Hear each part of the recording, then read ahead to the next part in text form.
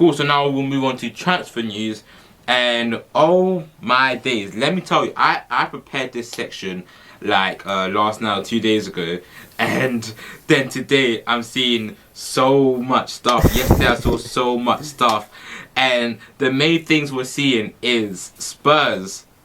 Daniel Levy is might actually spend some money. Um, Obviously, we know that Spurs are in need of a new attacker. Who else to get but Gareth Bale? He may make a comeback. And of course, you know, we've seen that a bit weak in that left back position. Who else to get? Then Regulion, innit? Yeah, Regulion. Yeah, Regulion. Yeah. I mean, let's talk about Regulion first, because that one's looking like I feel like that one's a bit more realistic for Spurs. Obviously, right now, Danny Rose is out on loan. He's gone. I don't know what's happening with Danny Rose. I think he's on loan. Yeah, Davies is the first choice left back at the moment. And you saw in the documentary, Mourinho was like, "Oh, Davies are left back, blah blah blah." But Regulion will just be an automatic upgrade, isn't it? Definitely, based on this season just gone, Regulion would just slide right into that position. Mm-hmm. You know? He's a top quality player. Attacking wise, defending wise, he's got everything. He's got the lot. So I just feel like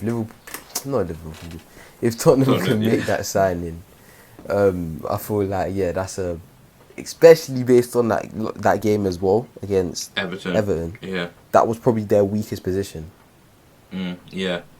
So I feel like that would just be an automatic, massive improvement. Yeah, I think that it's also it's a big statement as well. Like, Man United fans will be like kicking themselves, will be going to Old Trafford and banging on Ed Woodward's door because both United and Spurs were in for him, and I think it's because Robert wanted to put a buyback clause in the contract, and Spurs were willing to put that in. United weren't. So that's how Spurs are now looking like they're going to be able to get him. So United fans will be gutted because left back is an area where they can upgrade. Yes, of course they'll say, "Oh, we got Brandon Williams. Oh, we got Luke Shaw." You know, if you can upgrade an area on the pitch, especially your defence, then why would you say no, innit? Exactly. So yeah, that looks like it could be a good sign for Spurs. But then the one that's looking a lot more interesting, Gareth Bale, the 30-plus-year-old golfer who is apparently also a footballer. I didn't know he was also a footballer, to be honest. I thought he was a golf player. He may make a comeback to Spurs. Would this help them break top 4?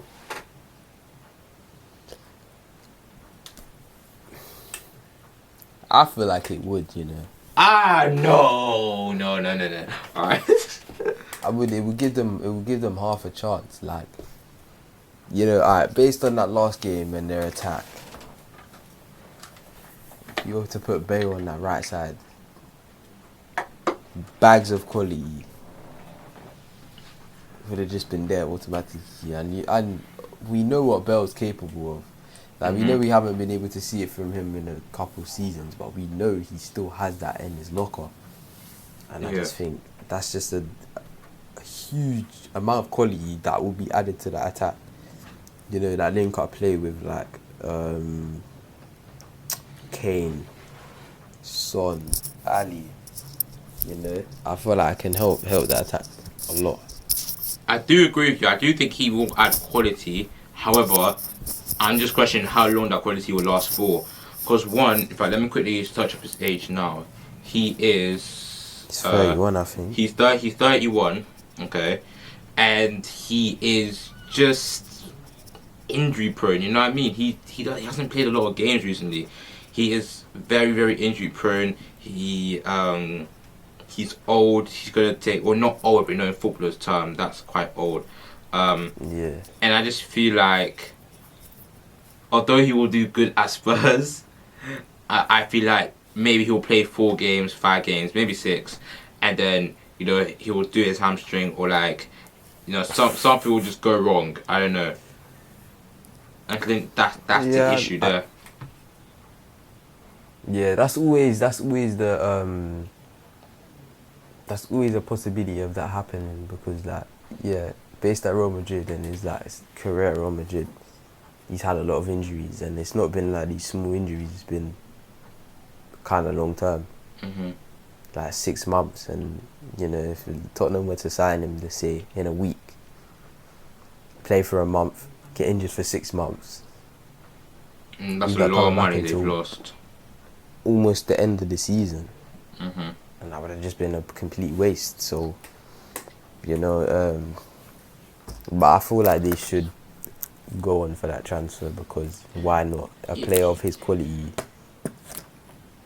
Yeah, I agree. I think that going for that transfer will definitely increase Spurs to a degree.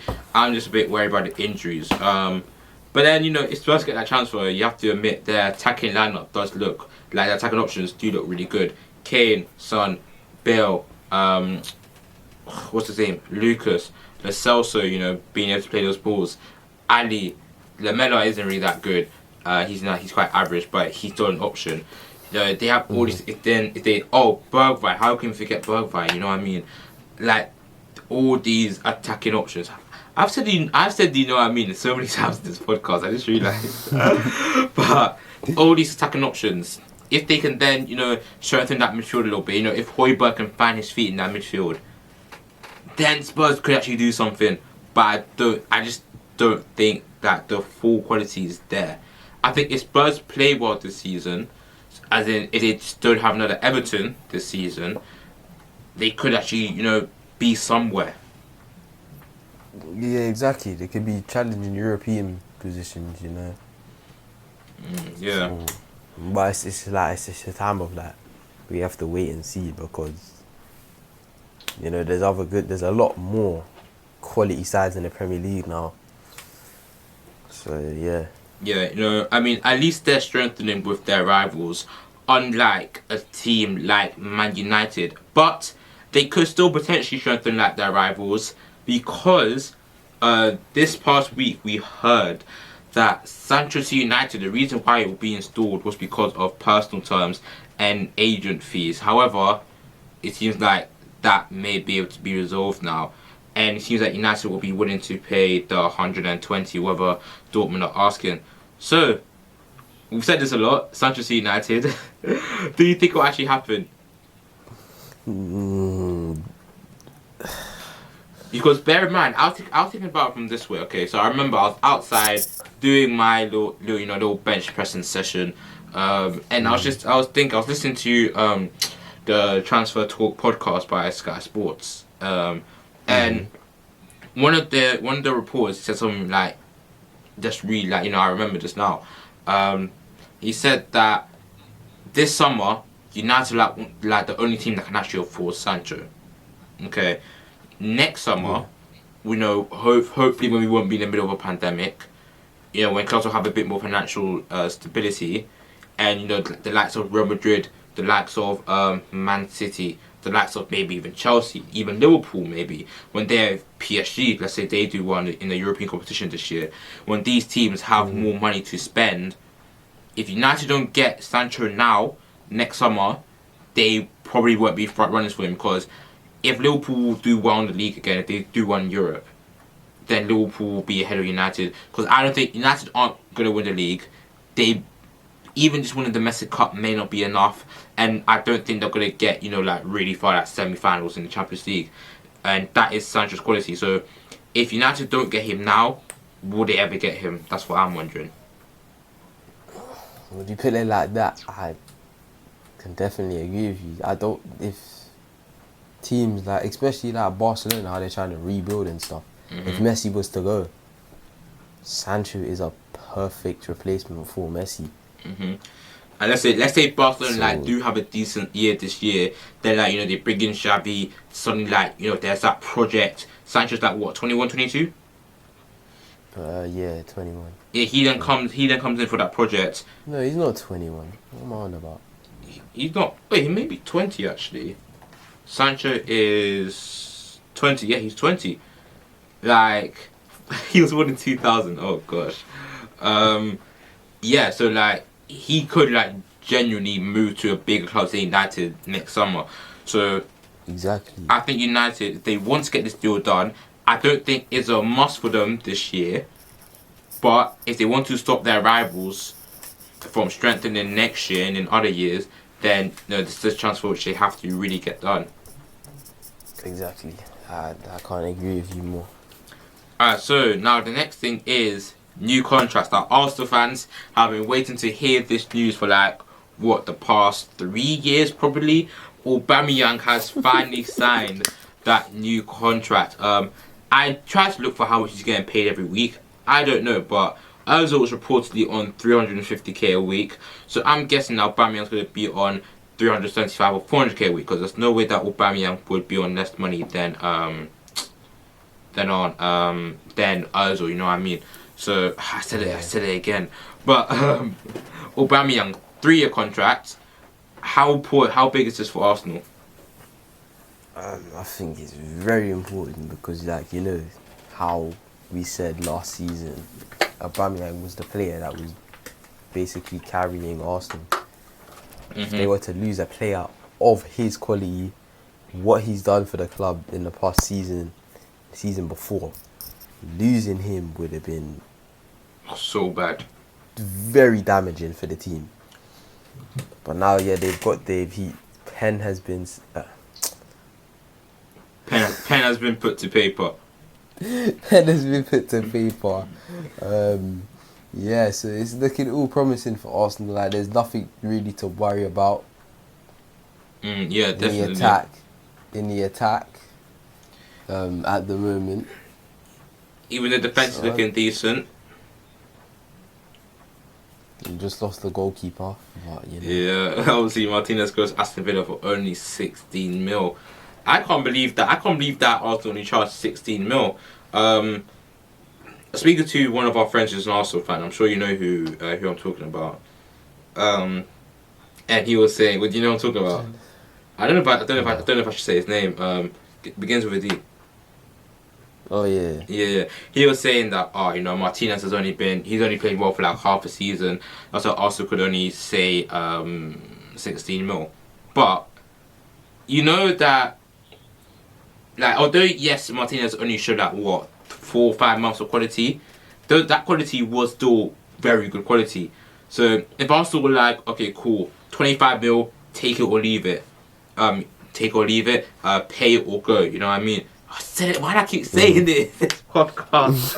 Why do I keep saying that? If Arsenal like 25 mil, that's how much we want. Then, like, just play hardball, you know. Just play hardball. I keep saying it. Just play hardball. They don't need to have taken that low for 16 mil. Especially if they are trying to sign Aouar, then they need more money. Especially if they are trying to sign Thomas Partey, then they need more money. 16 mil isn't really gonna suffice. It's very true, very true.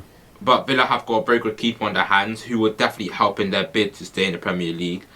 And someone else who also helped their bid to stay in the Premier League is Grealish, as he signed a 3-year contract extension. So now it's basically a new 5-year deal.